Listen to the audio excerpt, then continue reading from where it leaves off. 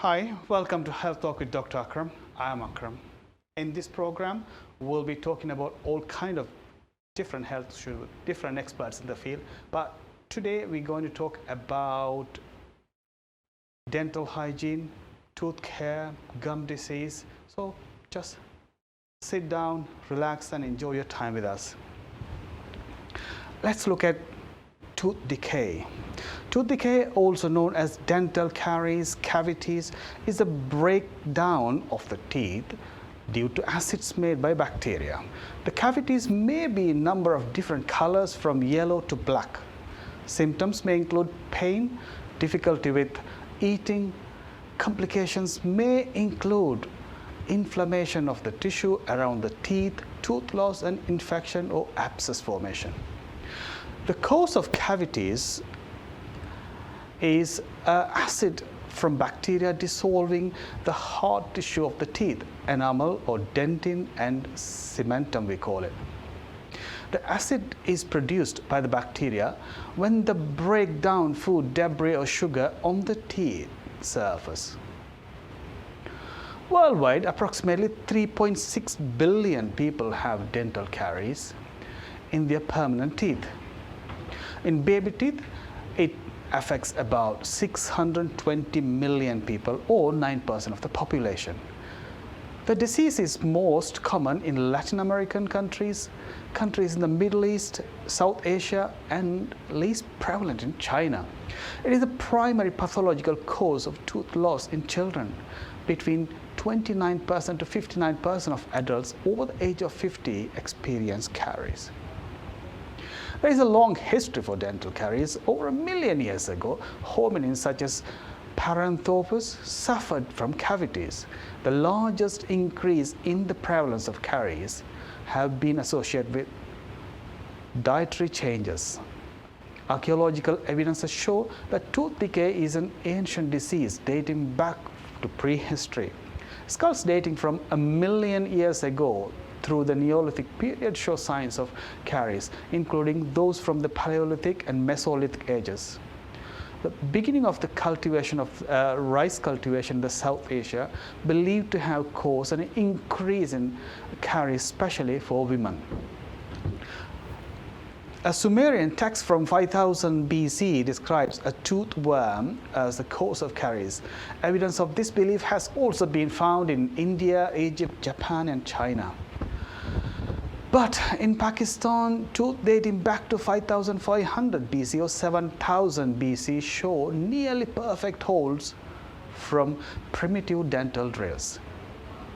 And we're also going to talk about gum disease. Let me say a little bit about gum disease before we go into the program. So gum disease is a very common condition where the gums become swollen, sore, or infected.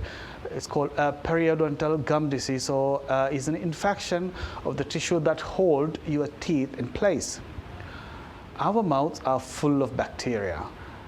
These bacteria, along with mucus and other particles, constantly form sticky, colorless plaque on teeth. Brushing and flossing help get rid of this plaque. There are a number of risk factors for gum disease, but smoking is the most significant, and also smoking can make treatment a bit difficult. But let's welcome our special guest, Dr. Bala Neelakantan, to learn about dental care and more about the above condition. Dr. Bala Neelakantan is a dental surgeon. He works in Poole. And Bala, welcome to our show. Thank you very much. Thank you for welcoming to the show, Dr. Akram. Bala, you had a long drive today. I did, yes. What time did you leave? What time did you leave Poole? It was 5:30. No, 4:30. I'm sorry. 4:30. 4:30. So it took me 3.5 hours to reach here. Thank you very much for spending all this time to be in our studio with us, especially for all of you to talk about dental care. So this is an amazing thing, Bala. Thank you very much for doing You're this. welcome. Okay. Okay, let's talk a little bit about you. Can you say a little bit about you? What you do generally and where you work and how is family, things like that? Yes, I qualified as a dentist. It makes me think I'm look old. Almost 13 years, 15 years ago. So I qualified in India, and I completed my master's in braces treatment, which is a specialist treatment to straighten teeth. I took another 3 years. In total, I spent 8 years in training. So it was 2008 I came to UK. So since then I've been practicing in UK. So that's gone off like another 12 years now. Okay. So I live in Poole, and particularly Poole, I moved to Poole in 2009. So my first association in Poole was Poole Hospital. So I started from where junior doctors and junior dentists end up with, to get the experience. So I live with my family in Poole for the last 11 years, 12 years. And I started to do travel from Poole. So traveling is not new to me. So I used to travel from Poole up to Liverpool to do various hospital posts for a couple of years, and then I moved back to primary care practices in 2012. So now I have a general dental practice which I run with my wife, and a specialist practice where I deal only with braces, mainly see children and adults who need teeth straightening. So do you work for NHS or is it private practice, or what do you do? Or you do both? I do both. Predominantly the work with the braces is under the NHS, and it's kind of a brand new practice as well, I started only last year. So yeah, that's where my journey has come to. Oh, thank you very much, Bala. And I know you because my son needed braces, and Yes, I was working in Bournemouth by then. Yeah. So somehow we met, isn't it? Yes, that's right. Yeah. So that's great. And my son, as he has gone through about a year of braces, it's almost time to take it out. Yeah. And it's working really well. Thank you very much. You're He must be happy to hear that. But okay, today we are here to talk about general about dental health, and we talk a little bit about tooth decay, and we're going to talk about gum disease. Before that, anyway, this is a live program, so you can call us on 0203 515 5788 if you have any questions or suggestions, and you can also follow us on our Facebook link or Twitter, and you can also write Health Talk at intv.co.uk. And we have a special YouTube channel called Health Talk with Dr. Akram. There, all the programs are there. Even all the current programs will be uploaded soon. So keep an eye on that as well. Anyway, let's go back to the program. Okay, let's talk about the importance of brushing. Yeah, the brushing, like we all know, it seems to be a modern hygiene habit that we have to learn. But actually, brushing has a long history among humans. It dates back to 5,000, 3,000 BC in varied cultures. It seems that the Chinese were ahead of times because they seem to have invented the first bristle brush. Wow, made of wood and possibly animal hair, and there are forensic remains and evidence to prove that.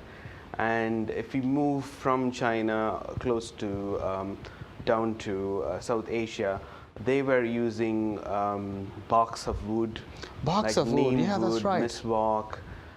They seem to have which has been proven scientifically as well. The medicinal products or the sap from these barks seem to have preserved the or improved the health because they seem to have some antibacterial properties. But they were not perfectly designed like our modern toothbrushes, but they did the job at those times. Those who had the keenest of the minds and who wanted to know more or improve or maintain the general health and the teeth health, they have found these medicinal uses to be very useful. And if you move to Egypt, Egypt in those days were the modern world, modern country, most modern country, because there's lots of evidence from that country which have been unearthed, dating back like 50 years ago from forensic remains, and they seem to have straightened their teeth with wires. Wow. And they seem to have used even whitening with teeth, and they seem to have used animal bones shaped like brushes to clean their teeth and remove the stains. And if you move up, Greeks and Romans, they seem to have made again used animal bones, and they've made their first toothpaste by grinding animal bones, hawk's hum, and various sort of products to make it abrasive so it can remove the stains, basically like a polish. They used to drink a lot of wine as well. Probably they needed that, snake. So, and the interesting bit of the Roman history is they have employed slaves, the kings and the royals, to clean their teeth. So, which gives us a lot of idea that they seem to have placed so much importance on the teeth health. Importance of tooth health, that's right. And mainly to clean. So they have noticed that they get deposits on the teeth, and they clean. So it comes from very ancient times of brushing. But the modern brushes have been invented only in the 1800s. In Europe, the French people have seem to have propagated toothbrushing in a big way in the 1800s, and it seemed to have been like a cultural stigma where you have to brush if you are considered to be a human almost. So, and then with a technological and industrial revolution, we have come to what we know as a modern toothbrush with the bristles. Okay, how many times do you need to brush generally? Generally 2 times a day. The background for why the dentist, we all say everybody says the same thing, dentist, brush 2 times a day, brush 2 times a day, and people get bored. So I think it's a good opportunity as a dentist for me to explain why you need to brush 2 times a day. 2 times, right. So our mouth, when we are in our mother's tummy, is completely clean of bacteria. There is no bacteria at all. As soon as our head comes out of the baby's head comes out into the world, soon enough you get bacteria in the mouth. That's completely normal. Like if you test, I think you would agree, if you test the skin, you would have millions and hundreds of bacteria living across in the gut. So these bacteria are there to stay. So they will live with us. But if you have situations or circumstances which make them grow more than the numbers they're normally there, then you get disease. So that applies to, I think you would agree as a doctor, any part of the body. If there are more number of bacteria than they should be, you get disease. The same applies to the mouth. So when you get when the bacteria are living there with the teeth, because the teeth are fixed, they're not moving, so they don't themselves make shed any debris. And debris. Any debris that we eat. So the food debris and the saliva, which is the watery liquid that we will have, seem to coat the teeth, and the bacteria gets attached to these coatings. So why we recommend twice a day? When you have these coatings, we disrupt that coating every 12 hours. Oh, okay. So when you brush, once you in the disrupt morning that line. and before you go to bed. When you go to bed, your mouth gets dry when you feel. So you need to be making sure that it's completely clean of this excess plaque or the bacteria. The plaque is basically it's made of a jelly-like layer, which is microscopic, attached to the tooth, and to this layer the bacteria attach. And if you don't clean up that problem, next day it's not a problem, A week down the line, still the gums are fine. And 10 days down the line, you'll start to see the reddening of the gums. That's the start of the gum disease. Start of the gum disease. And still, if you don't clean them or do not attend a dentist to have it cleaned, that can progress to the more advanced form of the gum disease. Once the gums are lost, like a hair, it doesn't grow back. So the gums don't grow back, and that becomes an established gum disease. So that's the reason you need to you brush. break the cycle. You break the cycle by brushing twice, so that the layer doesn't build up in your teeth, isn't it? And where the bacteria get attached to. Exactly, yes. That's quite interesting. And such as food, generally, what kind of food that affect your teeth? I know, like when I eat pineapple, my teeth goes a bit funny, but I don't think it generally affect your health of the teeth. Okay. Generally, I think you mentioned about really dating back to before 5000 BC, these dental diseases were not that common, especially tooth decay. The reason for that is the more natural and fibrous food. For example, when you say pineapple as a whole is good for the health. But if you make that into a juice, you're releasing the fruit sugar into the juice. Wow. And you're releasing the acidic, all the fruits. So this is a refined sugar, refined carb. And things, most of these like supermarket juices, if you see, you get sugar, they add sugar. Yeah. Even the no added sugar has the fruit sugar in it. So is it Coca-Cola? Coca-Cola is a good one for your teeth? Has the sugar. Even, I mean, nowadays, I see a lot of children and teenagers, they ask me, what about, doctor, what about the Diet Coca-Cola? What about the Pepsi Max? What about no added sugar squashes? They all have hidden sugars. And the Diet Coca-Colas and Diet Pepsis, even though they don't have the sugar, they're acidic. Acidic. They're so acidic. And if you pour the can of Coke, anyone can try it at home, into your closet, it'll clean well, better than Harpic, right? So it's so acidic for the teeth. So I have to be honest here. I mean, do I take Coca-Cola, Diet Coca-Cola? I do, but I don't use it like water. Do once a week, twice a week with your meal. Enjoy it. But it's just anything in moderation is good. While we're talking about it, I think we're going to prepare a video. This video, as we discussed, is going to be, so we're going to show our public how to brush properly and how to use the floss properly. And there's another water floss as well, isn't it? Yes, these are I don't know if the new things, maybe new things for some people. Play the video and then we can just then we can explain through it. Yes, so we're waiting for the video. Until then, anyway, this video is kindly provided by the Health Education England, the Brushing and American Dental Association, and Waterpik. And thank you very much we have taken their videos from the YouTube. If anybody want to watch, you could go to the YouTube and watch the full videos.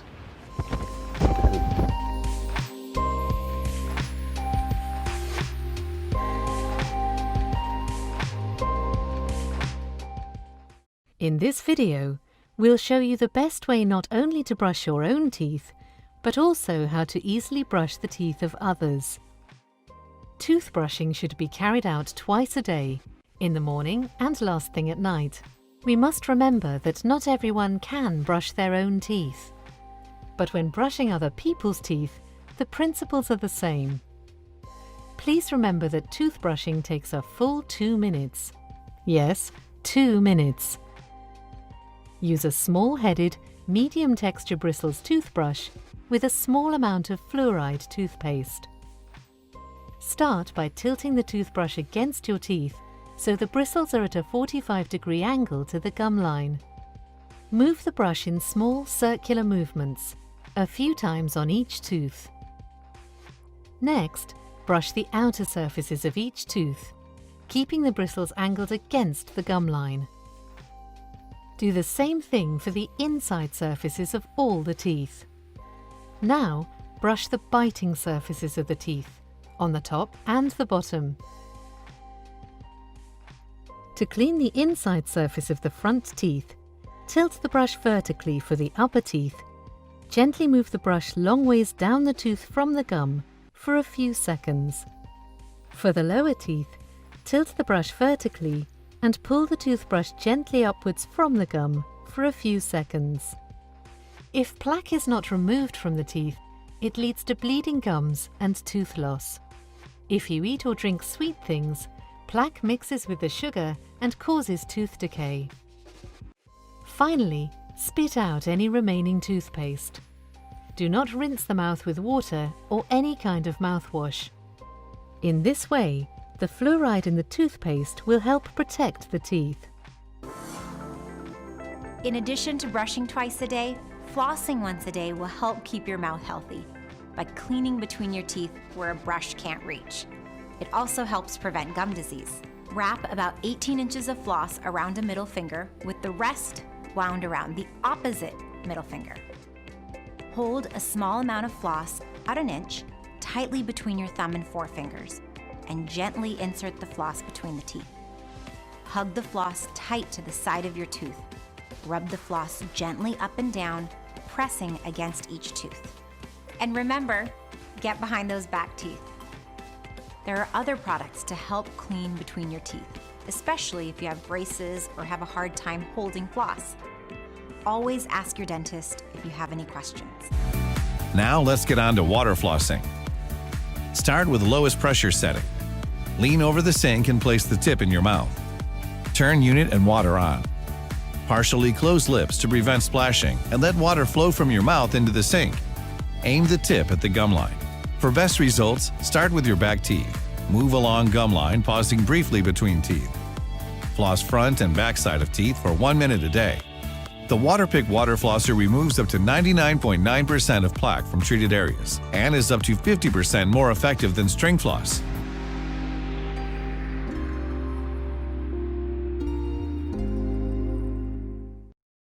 So, what kind of brush? Electric brush or manual, or what is good generally? So patients do ask me whether the manual is always better because they feel that the electric brushes are not doing. But the younger generations have accepted the electric is the way, okay, and the electric brushes have become affordable. So, I mean, as long as the technique is right, there is no difference between an electric and a manual. All right. But many of the people nowadays, we get like, we're so dependent on technology, we can't look away from a mobile phone. We can't live without a mobile phone. So once you get used to the electric toothbrush, people think that the manual is not doing the job. So it's all about the technique. I wouldn't say that electric brushes are the only ones you have to use because they are probably, the word is like easier to use, easier to achieve the goals of cleaning every surface, every single tooth. Okay, and we're going to talk a little bit more about flossing, and we're going to talk about mouthwash. What is this flossing about, Bala? So the brushes that we use do not get in between the teeth.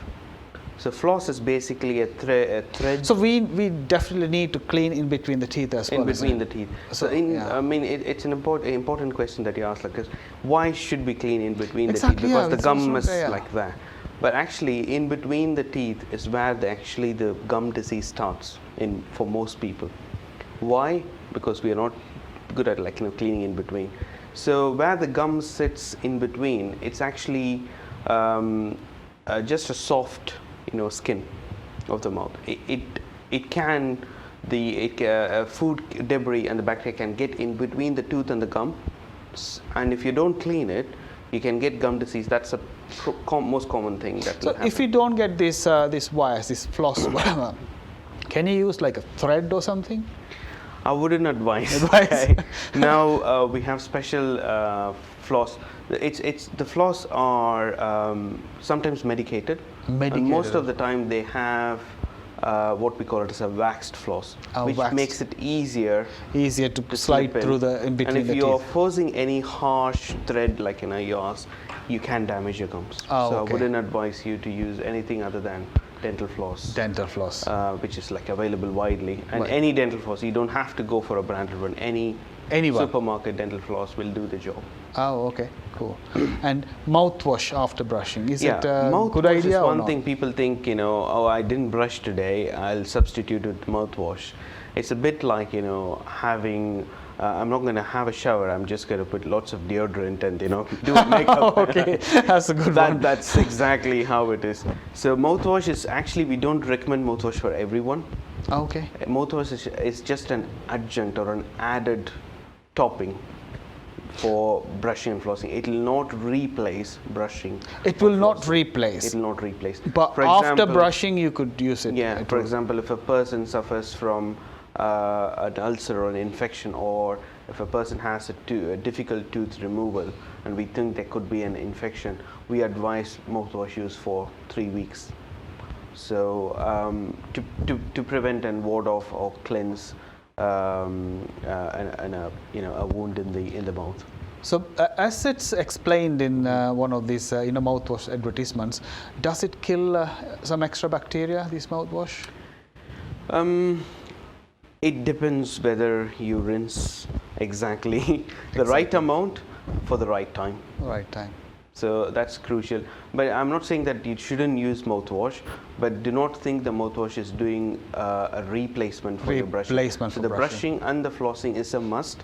The mouthwash does help if used regularly and if used with the right volume and the right time. There's a question coming through the Facebook. It's asked, this person asked actually, morning brushing, is it before breakfast or after breakfast? I think that question comes from because in the continental and in the UK culture, we finish a breakfast with a glass of juice. Brushing after you have taken, for example, a juice or a citrus juice, any acid, clementines, anything like grapefruit juice, they all have the acid content. As I explained in the beginning, if you eat the fruit, that's the safest way to preserve your dental health. If you're taking fruit juices, it'll always cause some damage depending on the frequency of intake. So to answer that question, I would say after the breakfast is fine, is probably better, but leave time. I would say 10 minutes after the breakfast is a good time to start brushing. 10 minutes after. Because what happens after you eat anything like a sugary coffee or a tea or a juice, the mouth water, the saliva in our mouth will neutralize these acids. So you need to allow the acid to be neutralized. So if you start brushing immediately after a glass of acidic juice like orange juice, You will you're going to rub the acid onto your enamel, which Excellent. makes the enamel thin over time. I'm not saying it'll Straight happen away. within a day. So it may take a few months, and that can lead to tooth sensitivity. That's a really good explanation. But still, brushing straight away, because for me, when I wake up, I need to brush, otherwise I don't wake up for me. So that's not bad still. It's not bad at all. Okay, that's good. That's good. And let's talk a little bit about the tooth decay. How does it work? These bacterias and they eat. And I was talking in my introduction video. There's people believe they were tooth worm. Is there a tooth worm or is it tooth bacteria? That's an interesting thing. Question actually, Akram. The tooth worm or the tooth worm theory we used to call in the dental textbooks come from the practice which was prevailing in mainly, as you said, in Southeast Asia, where they're not trained dentists. Okay, I don't know how to call them, but you can call them like a snake oil salesman kind of people, sitting in the market usually in those days, and they used to pull people's teeth out if they are decayed, without any anesthesia, without numbing their mouths or teeth, and they used to take out the nerve of the tooth and show it to people, because that becomes a charm, in the marketplace, like playing with the snakes in the Middle East and East Asia. And they used to remove the nerve, which is actually basically a soft tissue, just like underneath the skin. If you have a cut wound, you get bleeding, you get pain. So the same kind of tissue resides inside a tooth. And they used to pull that. It looks like a worm because it's a really tiny white thing. That's right. So that they used to say, oh, this is the worm that was eating your teeth away, but that's not true. It's just a myth. So there is no tooth worm. There's no tooth worm. It's actually your nerve tissue which is being pulled out by those, Okay, let's talk about what is like. I have even explained a little bit about this tooth decay, how it happens. Would you be able to tell us how it happens, this bacteria, how it attacks? A simple analogy. For any disease to happen, there should be certain conditions for it to happen. For example, if we get, like, for example, a heart attack. So if there should be a heart attack, then you shouldn't be doing much activity. You should be taking a lot of fatty foods or fried foods over a long period of time, and these things make the blood vessels clot, and then you get a heart attack. The same way, the tooth decay, it's not going to happen because you eat a bar of chocolate today or you drink a can of Coke today. If it happens over time, you're exposing the tooth to lots of sugar every day. The bacteria love the sugar. As I explained, the bacteria, they're always there in the mouth. They don't come from anywhere. While we're talking, we're going to prepare another video, and we're going to show in this video how this tooth decay happens.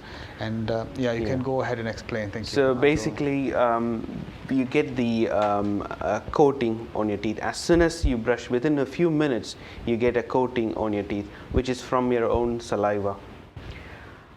That attracts bacteria. So the bacteria is always on your teeth, and when you expose it to a can of Coke or sugar, it's like a sponge, this plaque or this food debris, which you can't see, but it's still there. This absorbs the sugar molecules like a sponge into it and keeps it close to the tooth surface. And if you don't brush it, or if you expose your teeth throughout the day with a can of Coke, chocolates, so it's going to get saturated with lots of sugar close to the surface. And that over time turns into an area where the bacteria eat the sugar and leave acids. The acid there, right? So that acid stays there. Right. So it's a combination of high sugar intake or frequent sugar intake. That's the right word to use. Frequent sugar intake. Yeah. It doesn't matter if you take 2 spoonsful of sugar. It may be bad for your body, you would say as a doctor, but for the teeth it's okay. 2 spoons in a go. But if you're taking 1 spoon every 1 hour, that's more damaging to the teeth. Right. So if you're drinking a soft drink or a juice, finish up. Don't keep sipping and watching a television. Don't keep sipping when you're working. That's a bad habit. That's really bad for your teeth. Wow, that's quite interesting. Really I never heard. So if you open a can of Coke and you're watching your movie for 2 hours, especially Indian movies, 2.5 hours. You may say, I just had a can of Coke, but how long you had that for? You're sipping, constantly exposing the teeth to the decay, and bacteria love it. So it will lead to decay. So these bacteria don't eat the teeth. This is the acid which destroys. It destroys the teeth, and once the smooth surface of the tooth becomes a cave, more and more it's going to attract more and more bacteria, and becomes a vicious cycle where it'll lead to deeper cavity. And once they reach close to your nerve of the tooth, it's going to give you that's the time you feel pain, isn't it? So that's the time. They keep eating and until they reach the nerve, which is inside the tooth. Yeah, which is a bad thing, because when the decay starts, you don't feel anything. You don't feel it. So when it reached that bit, the nerve, it's going further. Really Okay, let's play this video, and this is courtesy of the Gentle Dental Online.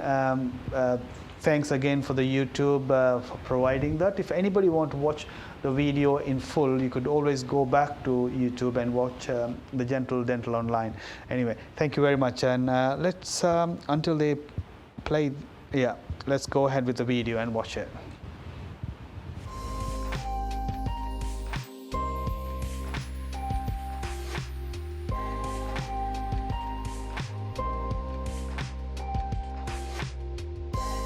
Tooth decay is the most common disease in the world. That's because inside everybody's mouth, there's a war going on. Our teeth are under attack by billions of bacteria that grow in a layer called plaque. It's an invisible battle because the bacteria are the same color as your teeth, and they hide in those hard-to-reach areas of the mouth, like the gum line and between the teeth. In here, the plaque bacteria thrive on the sugary foods we love to eat and drink. The problem is, bacteria turn these sugars into acids, and acids eat into tooth enamel. But this is where our body fights back, thanks to saliva. Our spit is full of minerals that replace the ones dissolved away by plant acids. It takes about 20 minutes after a meal for the minerals to get back in balance.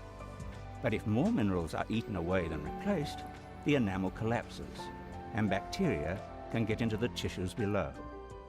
This is a cavity, and the tooth is in trouble.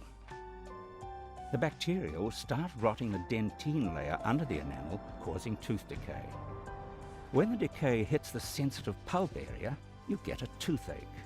But by now, the enamel is completely undermined.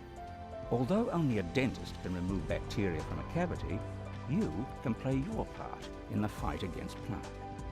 If you cut out the between-meal snacks and regularly remove bacteria with brush and floss, then you'll be helping your body win the war against tooth decay.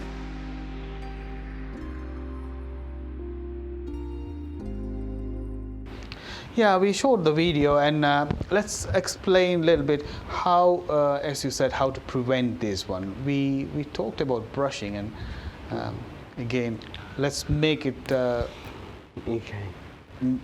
so everybody will remember it. Okay. So the brushing is the basic thing that anyone has to do if they care about their teeth. So that's the key thing. So as you can see, if you disrupt that plaque with the brushing, you're going to do half your job in preventing the decay. The second half of the prevention comes from what you drink and what you eat. So it's, yeah, one is brushing, and the other one you look Other one after the is food what you're eating. What you're eating. So if your diet consists of lots of fruit juices all along, and you drink squashes instead of water all day long, you're bound to get decay. You're increasing your chances of getting a tooth decay. Right. So That's a very good point. You know, like when I see at work people, of course, then we advise them to drink a lot of water. People cannot drink normal water, and they always put a little bit of squash into it and drink whole day long. it's not good for the teeth It's not good for the teeth. at all. So the advice for those people is try to switch to water. If you don't like the taste of water, then yeah, I mean, you can use the no added sugar squashes, but if you have to drink them Lemon. instead of the water, then the other tip was a personal suggestion or tip is I suggest like use a straw. So the juice goes straight to your tummy, where it's intended to go. A straw, yeah, straw. That's a good So, but that doesn't still give the full liberty that you can drink squash all day long or have even the diet Coca-Colas, diet Pepsis. The diet Pepsis, as I said, it's acidic, so it's still acidic, not good for your. If you put a lemon on the water, will it be okay? Lemon Not is squeezed, refreshing. just Again, you have to be mindful of the acid content. acid in it. content. So if it's just a lemon floating in like a refreshing drink, I don't think that's bad for the teeth. Right. So it's very difficult. And for the body, you advise something, ask them to drink a lot of water. They can't drink the plain water, and they want to drink with something. And it's one of the modern diseases we call the tooth decay, because it comes with our. For 60 years ago, you can't go to a shop and then just pick up a squash and drink all day. It's just Okay, we talked about teeth now, how to clean the teeth, and how to prevent, how to brush, and what food you should eat or food you should not eat, what drinks. Let's talk a little bit about gum disease. This is now, it's also involved with the teeth, isn't it? Yes, it is. So gum disease affects almost up to 70% of adults all over the world. 70% of us will develop gum disease at some point, and as we age beyond 50, almost all of us will have some element of gum disease somewhere in the mouth. So what is this gum disease? So gum disease is basically when the tooth comes through the mouth, when we are usually we get adult teeth by the age of 6, and slowly one by one they come through, and we get a full set by 14. So from 14 years of age, you see the white tooth in a mouth, and the gums will be covering the necks of the teeth. Gum disease is basically where you start to lose the gum which supports the teeth, which actually attaches the tooth to the bone. So the condition of gum disease is where you lose the gum as well as the bone which supports the teeth. In the worst cases or later stages of the gum disease, your tooth starts to move. That's called oh, I have a wobbly tooth. In those stages, the dentist can do a lot of treatment to prolong the life of the tooth. There's still a lot of treatment available, but the issue with the gum disease is there is no cure for it. So you can't cure a gum disease, but you can control and stabilize, and that's why we recommend coming to us. How frequently someone is supposed to come and see the dentist? That's a good question, Akram. I mean, it varies depending on the level of gum disease they have. So if someone has 2 or 3 teeth affected by gum disease, we wouldn't be seeing them every 3 months or even 6 months if they are fairly healthy and if they take our advice. So for someone with severe gum disease, it could be as short as 3 months.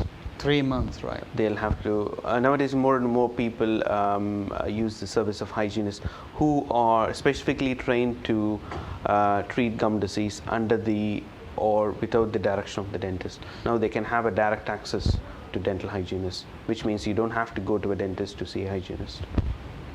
Right. For our general public, how frequently they need to come and see dentists? Once a year at least, or once in 2 years? I mean, there's been a guideline published by NICE, which is the National Institute of Clinical Excellence in the UK. They recommend the dental visits based on how much dental problems a person has. So if a person develops a decay every 3 months, we need to see them in 3 months and then address the problem and try to prevent and make them understand why they are getting decay and try to prevent it. So if a person has someone has no fillings ever, so if one of you who are watching, you didn't have any fillings and your gums are fairly healthy and your dentist says that your brushing is quite good, it could be as long as 12 months or 18 months. Okay. So you don't have to see a dentist. Roughly once a year, 1.5 year. If you don't so have take the any, advice of a dentist, basically. If you don't have any dental problem. And there's another question coming through, and this lady actually called our studio, and she was talking Bengali, and they have translated and sent it to me here. Okay, she's got red, sensitive, painful gum. Mm-hmm. She has been to a dentist and who has, not sure what she has advised, and the second dentist has advised to use mouthwash. Mm-hmm.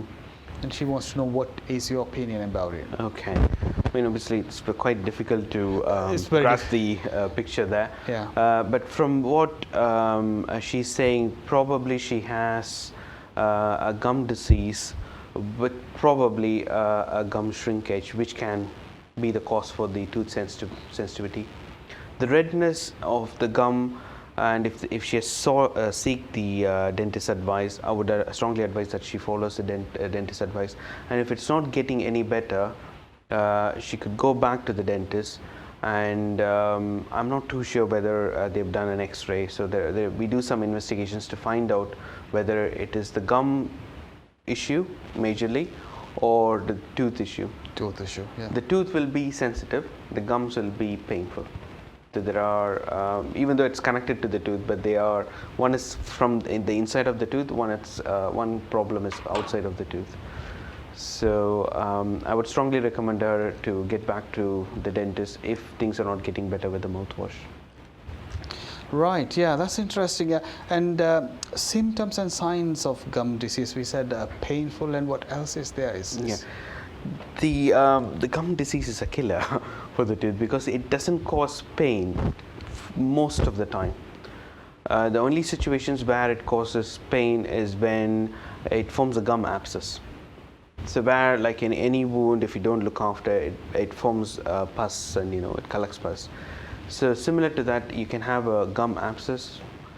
That can be painful, but generally gum disease is painless. So and that's one of the reasons why many people come quite late to a dentist, or they don't keep up their appointments regularly because it is not making them see us. There's no pain in it. That's interesting. So it's a painless disease process where the gums shrink and then make the tooth open. So receding gum, is there any treatment for that? The receding gums, there are two main causes for it. One is the gum disease. The other reason could be that, some people brush too harsh. Too harsh. That can lead to gum shrinkage as well. Again, if you are seeing your dentist regularly, these problems could be spotted at the early stage, and the preventive methods, as you know, prevention is always better than cure. So it could be put in place. Thank you very much. Let's talk quickly. We're going to almost finish the program. Let's quickly, if you can explain quickly about the stains. What can we do for the stains? Stains, as we explained, the other major factor with the gum disease is smoking. People who smoke have 70% of gum and bone loss directly connected to smoking. And that relates quite heavily to stains. People who don't smoke, if you're worried about lots of stains, it comes from the food we eat. Even if you have a cherry tomato, it can stain our teeth. Wow. Tea stains more than coffee, is that right? Tea stains, green tea especially stains quite easily. Tea, okay. Red wine stains easily. Red wine. But if you're a regular brusher and you keep to your brushing and you use good technique, these stains are preventable entirely. The stains that come from smoking or the stains that have been left and you've not cleaned properly, you will need the help of dentists and or the hygienist to give you a clean and a polish. And they have the special equipments to do that and the special polish, which makes you feel good as well. Thank you very much, Bala. It was an amazing time. It was really short because we're running out. There's a lot of programs going on in the studio today suddenly. And the first programs ran over us and we had to make a bit shorter. But do you want to say anything to our public? The main message is a lot of you who are watching will have questions. You can always, as Dr. Akram said, you can write to us and we'll try our best to answer it. But keeping your dental health, as we said, the brushing is the key thing, and keeping your dental visits is another thing. So we could help you prevent your problems rather than keep treating you for problems. Thank you very much for especially coming from Poole. That's quite far away, and I think you must be one of my speakers who came probably the furthermost for the program, and we really appreciate your help. Thank you for actually inviting me. Anyway, for all of you, if you have any further questions, this program will be uploaded into the YouTube Health Talk with Dr. Akram. So keep an eye on that program, and you can write it under the comments, and we will try to get as much as answers possible from Bala, and he is always with us. And otherwise, you can write anything and we'll try to get more stuff. But anyway, today we've been talking about dental care generally. It's a very short program. In this program, somehow we covered what you need to know basically about how to brush and tooth decay, and we talked a little bit about gum disease. But for more programs will be coming up probably next year at some point about dental. We're going to talk more sophisticated stuff of dental care. At anyway, thank you for staying with us on Iron Health Talk with Dr. Akram. If you have any further questions, please email us healthtalk@intv.co.uk or message us to our dedicated YouTube channel, as I said, Health Talk with Dr. Akram. And you can also write to my Facebook, Twitter, Instagram, and we'll respond to you as soon as we can. But for now, goodbye and keep yourself safe. Thank you very much.